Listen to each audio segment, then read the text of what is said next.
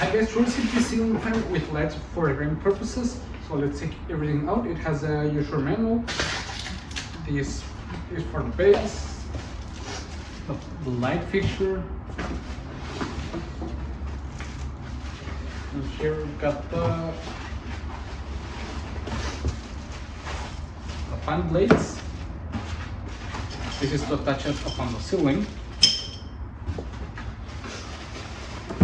And this is the proper motor and the LEDs, okay?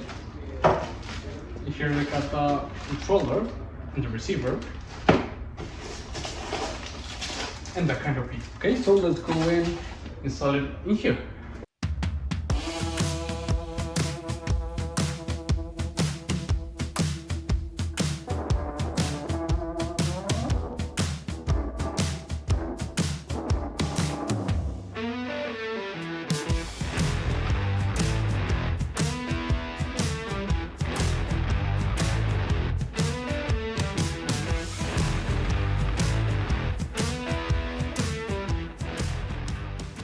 Okay, so as you can see now it's already installed. You can change on the brightness of the light or the temperature. It has different settings of temperature, which is really nice.